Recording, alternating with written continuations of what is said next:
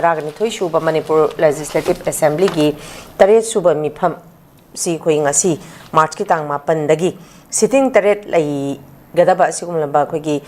mifam asi hauragani adumakpu masida khoi gi yamna maroi ba khoi gi senba chahi khoi lisingani ga kunga taruk taret khoi gi budget sisu puthokadori adumakpu ngasi dagi haugadori ba assembly session sida yamna maroi ba khoi gi deputy CM Kuki ki Maikai dagi makoi BJP MLA koi deputy CM yauna masi saruk yani yaroi habasi chapchaba khangdri habasu hairi masida koi ki hairi ba assembly session sida BJP ki deputy CM su oiba makoi yauda ba habasi su mapung phagani habadi kaitang phaphat loi ra haidana khali makoi yauda badana koi ki khanagadori ba mayam sida karai da kari chithananda lehauba aduga phamgadori ba mifam asigi matang da oza Geetajen gi oiba motsi kari kamaina thambe ang thambiyo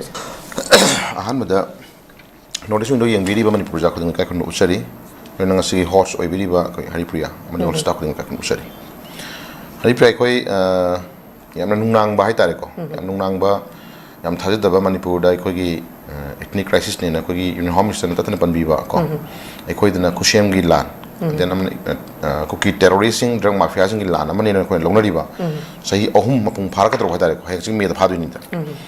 sahi almost sahi ahum pung phadu ra ba sugumba la na ma ki makha tharak bodai ko ji lenga am le rame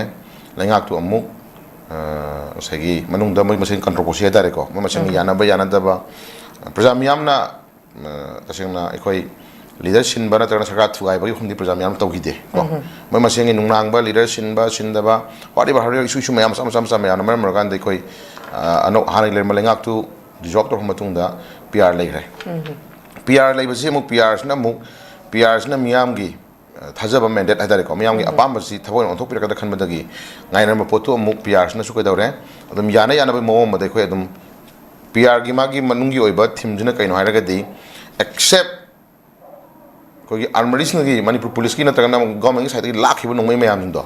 मादो तंग लखना नबो होना बगे हेदारे को mission Namda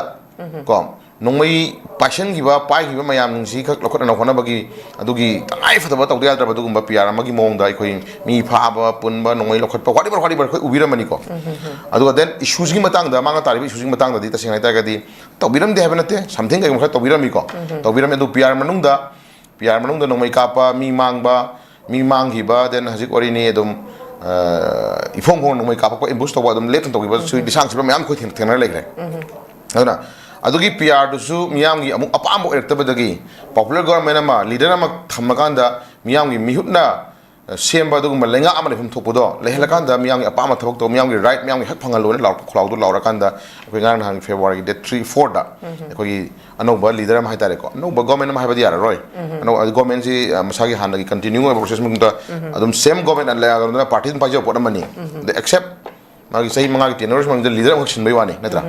ado yem nak na khongnar tana to political party man namu majority oidna floor test awdna ko torna badagi ato political party man namu lenga am sem haitara ka ano bolenga habi ai ko sigi lenga chidi ano bolenga nate ano bol leader sense bai wani ko aduna lady film si koi ano bol leader am silakanda February date 4 da ko February date 4 da koi kano tawre koi se ano bol leader am sem dana ano ba adum koi gi sarkar amal thambi haitare ko koi praja sing yai fanna ba koi khona ba mami ma koi dum leire leibaji am kana fur koi gon da koi war footing da lambi semba saba dil me khra dum ui ko to koi ngai gi adum praja sing pama mandate su dum koi dum khra or po yai thaja dum thami ko adu sigi manung si da se sigi manung si da February date 4 da wasat lo matung da ngasi March ki date ngasi 9 or mani ko yai adi almost tha amaga numit mangani hendore sidi da koi minister expand to bangamdri ko minister expand to bangamdri adubu koi leader amaga deputy CM aniga then another minister animaga minister manga haitare ko minister manga ji including CM yauna minister manga ji koi ya pir matung da mogi portfolio la thokre adra adu atopa koi lemori ba minister taret amagi paga to minister sing na tagna to koi minister expand to dana to department sing ki chairman na tagna whatever ko magi tuan ba bibhag mayam sinadana henna war footing thok to do mami udri ko adubu तौदब Yadav सरकार की मागी तौहम तोप government की अमा लेरबनिना मागी तौहम तोप continuing process अमगी मतुंग हजिति अखोई ngasi होना सेटिंग तरेट लेगदबा असेंबली होरनी ngasi लाथोरे को असिदा यामना चाउना हाइलाइट तौर फोंग इसी अखोई कुकी की एमएलए तरा को बीजेपी की एमएलए अतो पॉलिटिकल पार्टी की खरी याउसिलगांदा पार्टिकुलर कुकी की एमएलए तरा जी इंक्लूडिंग हजि फम मिनिस्टर की फम पायरबा को आरडी मिनिस्टर ओइरबा डिप्टी सीएम की पोस्ट लेरिबा अखोई निचा की गेन याउना मखोई तरा जी अखोई हजि असेंबली फम याउगदरो याउरद्रे जी मसि मियाम की वहंग अमदि ओइरे अदु ममांगदा अमुक थोकिद्रिबा पुवारिदा थोकिद्रिबा मोंग अमा मानवा ममी अमदा अखोई वसक फवाबुदा ऑनलाइन वसखरे नत्रा सी अदुम सी खुदम अमनी पांदम अमनी देन अमना गवर्नमेंट अमा सॉरी लीडर अमा अखोई क्लेम तौ मतमदा अखोई चुचामपुर एसी की एमएलए एलएम खौक्तेगा अखोई सनातेगा इम्फाल की गवर्नर की अखोई कनदा अखोई ऑफिस चैम्बर दा अखोई चार्टर फ्लाइट लामिनर मतुंगदा अखोई डायरेक्ट गवर्नर चैम्बर यौदना खोतना क्लेम तौ मतंगदा यारखिबगी ममी दुम उरे देन अमना हजि तोंगा तोंगान बाय अखोई साउन इथनी क्राइसिस ने लेरिबा दुगुंबा मयाम हिंग मनुंदा तोंगा तोंगान बा मसागी मैतै नुपी लौबा निपा मयाम सा अखोई उरे को सि सम पार्ट ऑफ सिंगदी उरी अदु हजि फावबुदा वसकपदा यावग्रबा अखोगी डिप्टी सीएम की फम पाइबिरिबा आरडी मिनिस्टर ओइबिरिबा निपसा की गेन वसकपदा यावग्रे अतोपा एमएलए अनि मजु गवर्नमेंट फॉर्म तौबुदा अनोबो लीडर म खनो मतमदा याजरे हैना साइन तौब लाखरे इता हजि मखा ताना करी इरांग लेरि मणिपुर सि क्वेश्चन अमा लेरिबो को इता गदि सीरबा सुगुंबा मणिपुर की एनी डेवलपमेंट नतगना एनी थबक थरम खुदिंग मकी ममांग द पुगदोबा वरेप लौमिनगदोबा को तौमिनगदोबा डेवलपमेंट फंड की मतंग द खना नगदोबा वरिबर मणिपुर की इश्यूज में मणिपुर थोइबा नहा मयाम जिगी लेरिबा थबक की मतंग द तौदोबा बाकी प्रोसेसिंग मयाम जिंग सेदी असेंबली द मदो अखोई सेटिंग तरेक लेगदोबा असेंबली फम होरनी है मतमसिदा मोय यावगदरो हाइबसी वहंग म थोकलि मरम करिगी क्वेश्चन मदुम लेरिबा को अदुन ताकपदी साइ एरिया सिदा हंदकी लेंगाक्सी हंदकी लीडर खल्लिजी हियाय तौदब यादब मोंग मगी गवर्नमेंट अमा थमद यादबगी अमा खकी इन द नेम ऑफ ममी खकी दारे को आदि थमनब होनर कांदा खगी नुसिनबा यासनबगी इचेंदुना ममी सामग लेबे ममी मदुम ताब ममी लेदुरिबो को अदन हजिक लेरिसे हान ऑलरेडी लाखरबा अखोगी चुजामपुर एसी की एमएलए अदुगा अतोपा एमएलए खगी सनाते को देन अमन डिप्टी सीएम की फमपुरबा मिनिस्टर की पोस्ट पाइरबा दुगुंबा अखोगी निसा की गेन सा अमो अहमक्ति तसिंगना असेंबली से याकुम थोक पोट में लेयबको ममदि मोय वसखरे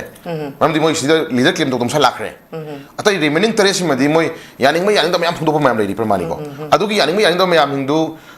लेरेना खलाबाबो द यानिंग मोय अहम सिमदि तसिंगना असेंबली से प्रेसिडेंट हम थोय